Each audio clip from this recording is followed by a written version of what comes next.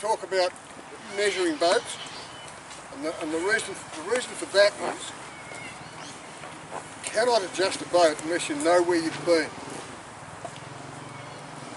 An example of that is we took a brand new boat to Russia one year, never been in the water, put it in the water, put it all on its numbers, went out and won the first race. That was great. Then we got greedy and had a bit of a fiddle. Got second the next day, and we went had another touch of greed and had another fiddle. Got third the next day. Put it back on its numbers, won the next day. So you know, it's important to know where you are, and to do that, you've got to know how to measure a boat. We're going to do a 95 first because they're easy. Short. A bit short. Well, they're simple. A few things you need.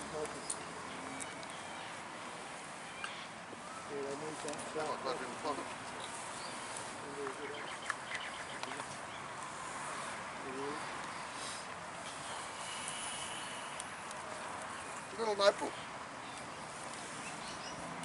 I've always kept a notebook on the sailing, and when I was sailing as a young kid.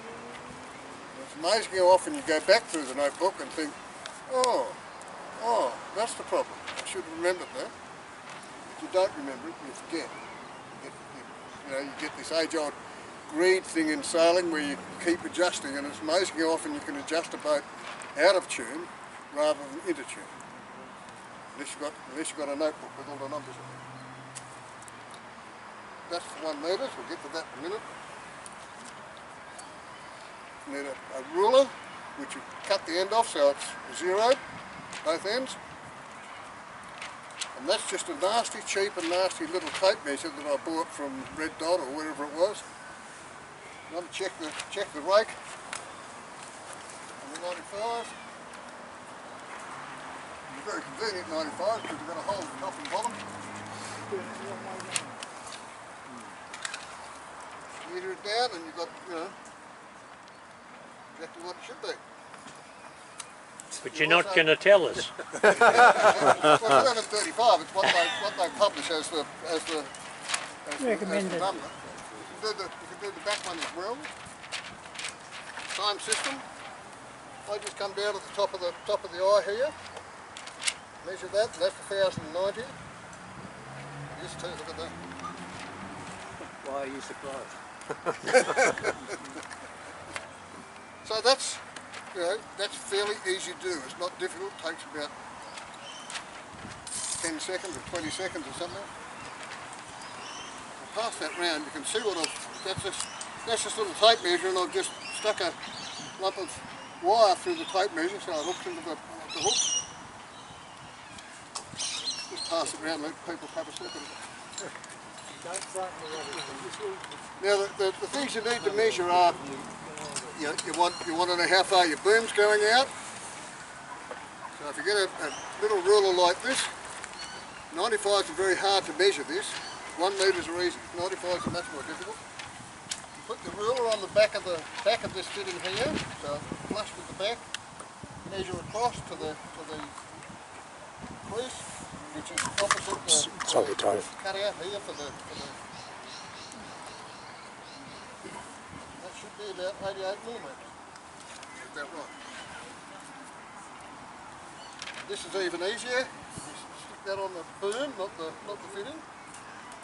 The measure between there and the mast, which is about 68 millimetres, which is about what you should have. You measure to the centre of the mast, or centre of the mast. Well, it doesn't matter what you measure to, as long as you do the same every time. Now the other things you need to measure is the amount of leach round you've got in the jib and the main. I actually measure the jib, and you can see telling 50, I'm not. You can see a black mark here, which I put on the jib. I just measure the top and bottom, that's the halfway point. So I always measure to that. If you lay the boat on its side in a non-windy condition, i.e. the garage floor or something similar like that, I've got to get down here, this is the hard part. Yeah. You simply you think that's hard, like to try and get up? And the and the left tension cord like so. That's all you need to do. You can measure up the mast as well if you like. I don't bother. You can measure that bout you've got in the main tool, which is now what, 60 mil. I'd normally sail it's about 40-45 mil in the main tool. Because of very light airs like we had today, I opened it up and Lenny was more open than I was. He was probably going a bit quicker than I was. So that's it. The other things you need to check up is have a look at the boat and make sure the rudder is central. These things are easy. You've got a nice mark down the middle of the rudder, and just line that up with the keel and make sure it's straight and fore and aft.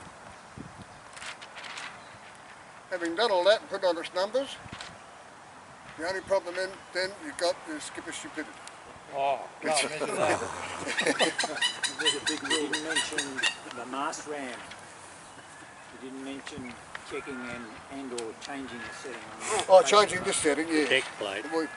I don't change it, Bruce. I just leave it on the back hole. back hole. Well, that's all I need to know. The back hole. And the reason it's on the back hole is because it goes down into a V section down the bottom.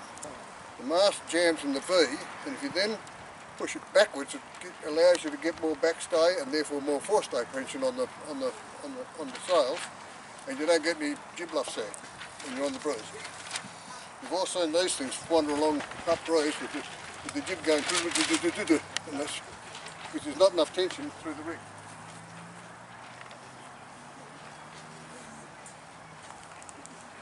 I'm not really wanting to talk to you today about what to adjust and why to adjust it. That's another session. I'm really just talking about what you need to do and where you need to know where you are. 1 metre, like everything else, the most important thing with 1 metre in any other boat to sail is mast rate. So you need a mast rate stick. Why don't I get it right way around? on these things, it goes just behind on the bottom part of the deck there, and then up to the black band, top of the black band. If you look at that, there's all sorts of numbers on that. The reason for that is originally they used to measure up from the cockpit floor like so to tell you where the measuring point is up the mast. And it's important that you do that because it depends how high you've got your gooseneck and other stuff here, how high your mast is actually out of the boat. So you need to measure up and get your mark on your mast. Then they started measuring it from the chain plates here, which gave you the same spot, but it was a different number. So all those numbers on this stick. And poor old Hunter came to me and said, "What are all these numbers for?" And I said, "I don't know." So I took it home and worked out what they were for. It didn't make any difference.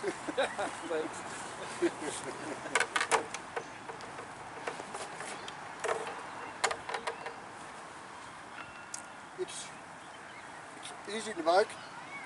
All I do is I mark those with a tube cutter.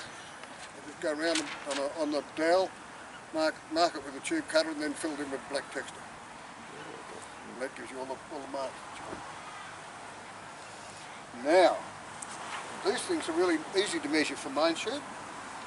Simply measure off the post here to the burn. Just read the number basically. It's that simple. The same with this. You just measure here, and there in the mast, read the number, it's not so difficult. Leeches are the same, lay the boat on the side, let the weight of the sails give you the number, and just measure between the topping lift and the backstay and the reach of the sail. I used to also measure my grip hop by laying a dowel across between the mast and the backstay at this batten pocket. And off the dowel I just flattened a bit off and I glued a little bit of ruler on it. So I could then measure how tight or otherwise my bottom leach was, which is almost always dependent upon how much mast ram you've got on. So you've got a couple of checks on mast ram. The other way is to measure between the mast, like so, and the back of the first lead, fair lead here. 20 odd mil, I think that's about right. I can't remember all the numbers for brick pops. 24. Right, 24 is it? There's all sorts of these numbers written down, people, you've just got to ask, and people have got copies of them. A couple of things that are specific with 1 metres is the height of the spreaders. The height of the spreaders is probably much more important than the length of the spreaders. I'll just explain that very briefly. If the spreaders are too long, the leeward shroud will never have the same tension as the windward shroud. All that does is push the middle of the mast across to the leeward side of the boat. If you think about it, it closes the slot and does all sorts of nasty things. If you want more reaction to your mast, you're better off lowering the spreaders so the top of the mast can whip off more. Always remember that you're looking at sails. Here's the grunt area. That's where most of your power comes from, and this is the gust response area up here. So that's the bit where the mast bends off and flicks up, and so when you get a gust, you don't go. Go. Subtle difference. What have I forgotten about this? Again, you need to check the alignment of your rudder with the keel. Spoken about that with those, the same thing here. Wait till I have a look.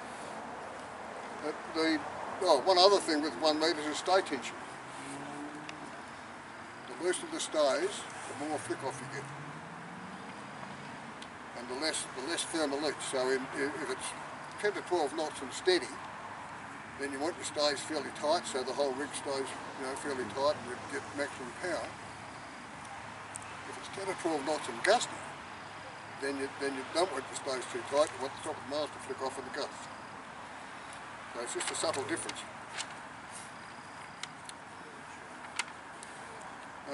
The other thing you need to measure is the amount of grams it needs to lift your jib boom up. The softer that is, the more the leach of your jib lets go. The harder it is, the less the jib leach lets go. Now again, if you're staggering often, it's because the topping, this is too firm, and the leach isn't letting go on your jib. The boat just staggers. You get the feeling that it's choking up, and it is probably choking up.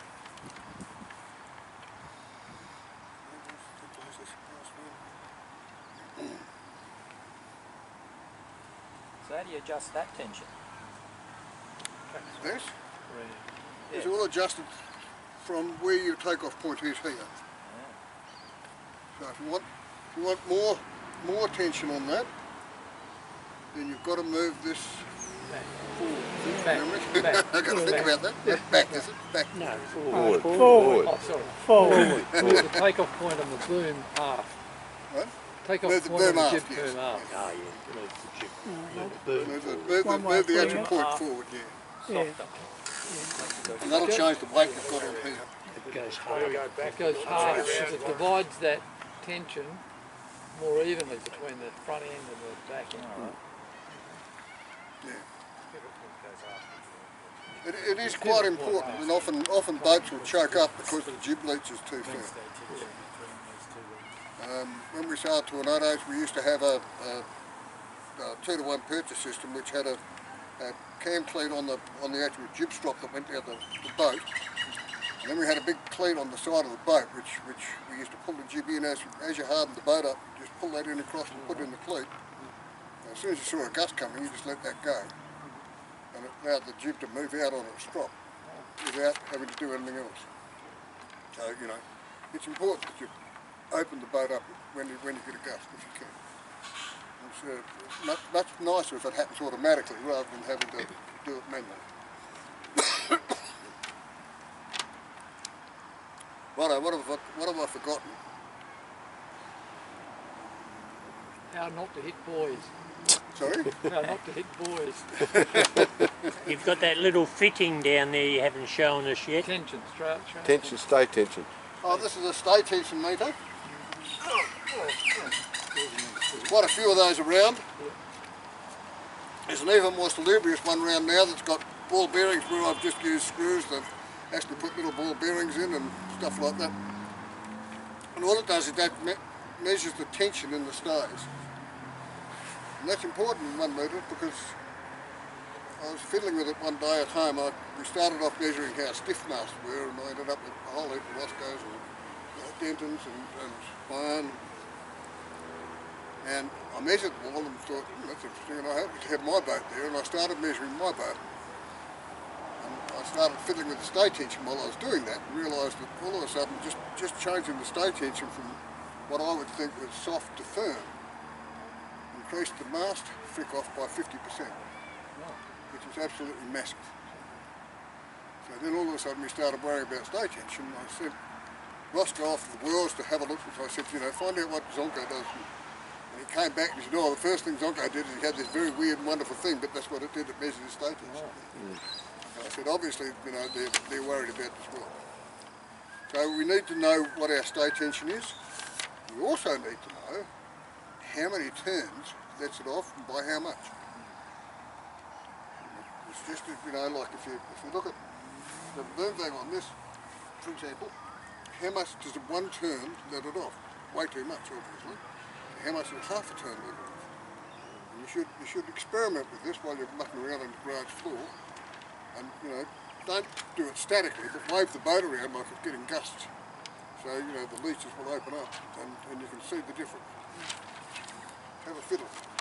Alright, that's all I wanted to do today. I don't want to go into house, where's, why's or anything else. I just want you to fiddle around and measure the boat so you can get some idea of where you are, where you want to go, and we'll talk about how to do that at another session. Thank you, folks. Thank you, Warren.